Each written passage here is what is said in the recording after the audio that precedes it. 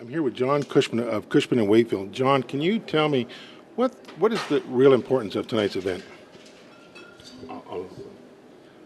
This is really a dual event. We're honoring both CoreNet and CoreNet's commitment to junior achievement of Southern California.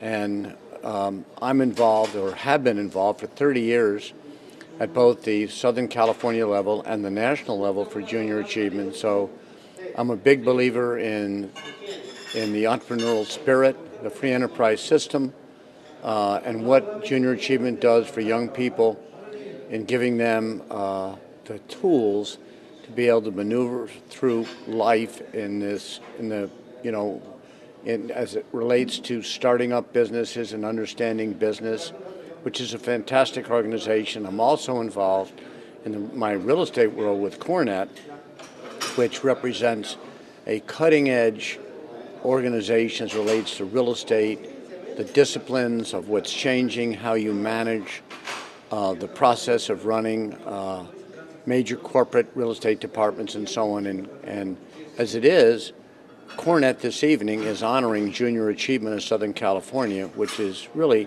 for me, wonderful because I was a week ago in Atlanta for the CoreNet fall meeting, and here I am tonight in Beverly Hills, where CoreNet is honoring junior achievement, where I've been involved for a long, long time. John, can you tell me, as the CEO of Cushman Wakefield and also very involved in CoreNet Global, what would you say to young executives looking at this as a career, why they should be involved in CoreNet? Well, CoreNet is the type of organization where our company is very committed at the level of participating and giving back to the organization, which does so much in terms of learning experiences for people that are in the business. It's a great thing for our company to be able to be a part of the people that are running the biggest corporations in America and the world. And CoreNet represents a group of people that have their hand and their foot on the gas and the brakes.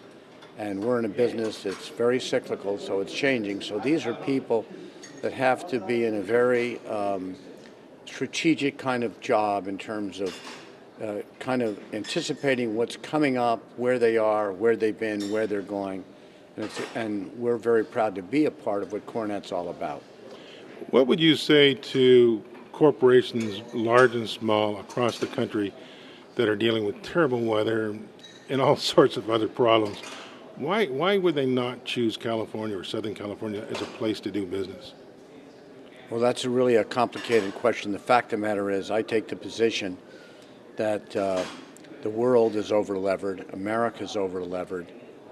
The states, with the exception of a few, 2, 3, 4, are over-levered, and the consumer in general in America is over-levered. And I'm worried personally about the fact that we have so much uncertainty as it relates to what the corporations, what these people at CoreNet have to deal with. Uncertainty as it relates to tax policy, energy policy, tax policy, regulatory environment. So what I'm worried about is that we need to jumpstart the economy through private investment, and private investment will equal innovation. Innovation will equal jobs, and I don't see that right now. I see the combination of what we're not getting out of the Congress, both sides, and the administration, kind of a lockup where people are waiting, they're postponing. And I've seen a change in the last 3 weeks as it relates to how the corporations are thinking about private investment to grow their businesses, buy new businesses, invest in capital equipment, and so on. So we're in a complicated world, and I'm worried about this.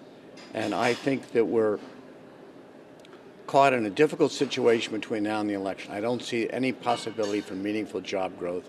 And I think this thing is so partisan in Washington that nothing's going to happen, that nobody's moving from the left or the right to the middle. We got to get to the middle, to a centrist position to get anything done in behalf of what's right for America and the world. What can the state and, say, local government agencies do to help move this forward? Because it doesn't look like it's going to move forward on the federal level. Is there anything that can be done on the local or regional level? Well, obviously, I live in California. I'm a citizen of California. I vote in California. I care about California. It's a fantastic state. We're the biggest state. We're the most important state. But we have a lot of things we need to deal with at the state level. We have so much of the budget that's already preset. The governor has his hands full. How we're going to get out of this mess? We're dead broke as we speak. And we need to send signals that California is a good place to be, to live and to work. And to do that, we have to take down some of the barriers, the regulatory barriers, that make it complicated tax-wise and so on to be in the state of California. Look, I'm here. I have a theory about this.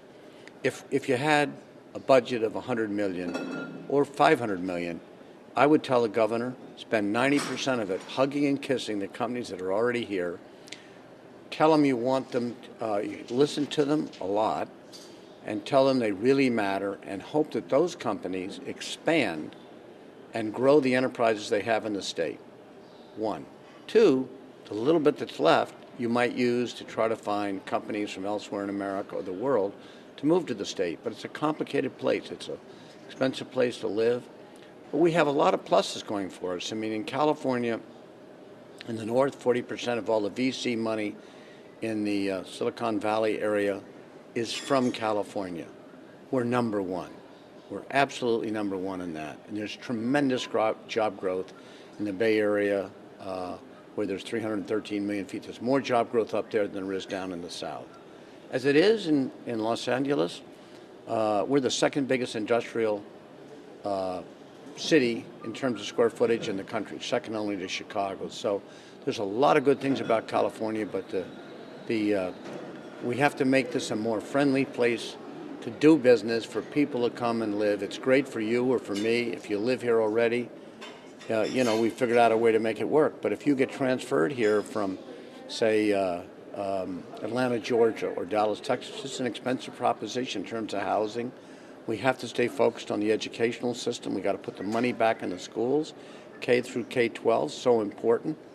If you look at the unemployment rates, they're vastly different between the general population and the college grads. I think the college grad unemployment rate is like 4%, and it's a monumentally higher in California. We're over the national average on the unemployment rate. So we have a lot to do to make California more attractive for corporations, institutions, and professional firms to want to come here, grow, and expand.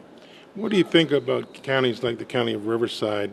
They've implemented an Office of Foreign Trade, and they're aggressively going after direct foreign investment, EB-5 programs to help stimulate their local economy. Do other counties in the state need to kind of follow suit of what Riverside County is doing? I think the counties, generally speaking, whether it's the counties or the cities, whether it's Matt Carrots, the deputy mayor in Los Angeles, who's in charge of economic development, they're all trying to send a signal to business that they're friendly.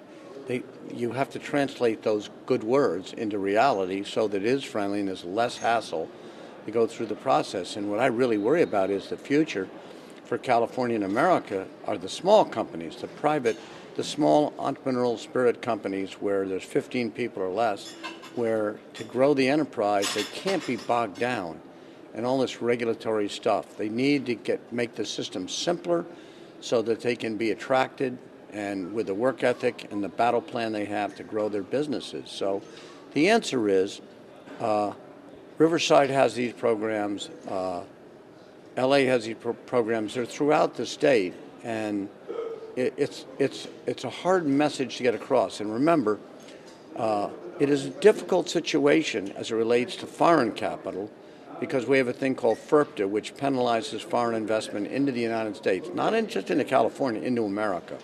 So we need to fix the FIRPTA issues that are negatives for foreign investment in the United States. But as it is, we're the greatest country in the world. California is the greatest state in the United States. We have twice the population in New York. We have so many good things going for us, but we have a lot of work to do to make it very attractive for people to want to move into the state of California and as well expand their existing operations in the state.